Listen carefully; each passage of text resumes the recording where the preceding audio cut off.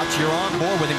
And one thing he was worried about going into this race was all that dirty air created by 34 cars. But right now, the position he's in, he actually has a small advantage because everybody else is opening the air up in front of him. And he, oh, here we go. Trouble, contact, and a huge crash. Oh. Up in turn number 2. Oh, multiple cars involved.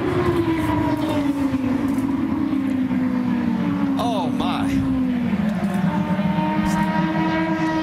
It looks like Dan Wheldon may be involved in it.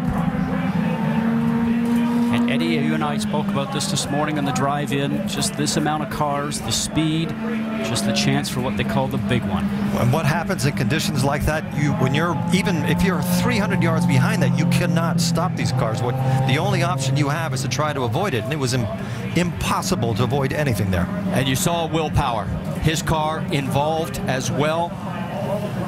My. What a mess. That's Townsend Bell that was, I think his car was up on its side there, the 22. 15 there of Jay Howard. An additional entry, excuse me, is up to 19 to 15. I can't see with the sun shining there. Some of the car is broken. They're showing that as Alex Lloyd, the 19. It's the 15 of Jay Howard. Yes. One of the cars actually flew for about 200 yards in the air. Red flag is out here at Las Vegas Motor Speedway on lap number 12. And from high above, you can see the carnage. We talk about the car going through the air. Eddie, you know that these cars run so low down to the ground. We mentioned before, we saw them hitting the ground and sparking, that anything underneath the car, underneath the floor, underneath the tub, really just gets the air underneath the car itself, and up it will go. We saw J.R. Hildebrand out of his car. There is Dario Franchitti. Somehow he managed to get through the carnage, but Sure, guys, I mean, there's just nothing I can do. Will Power did not. 10-4. They are going to stop you at pit lane on the right-hand side. They want the drivers to stay in the cars.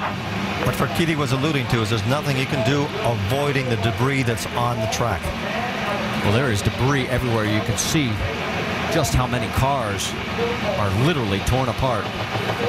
And this was the one thing, and there is the 18 of James Jakes. Now, he had a crash early in practice on Friday. That is actually a KV Racing backup car that they put together for him. Now, I don't see much damage on there, but he's out of the cockpit. And look at this from high above.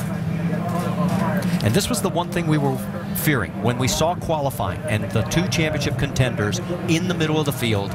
A big crash like this early in the race. What happens in accidents like this is that a single mistake by anybody, which might be dirty air, could be anything, multiplies itself so fast that you start accumulating cars. There's no way that you can control what happens. Once you start spinning at those speeds,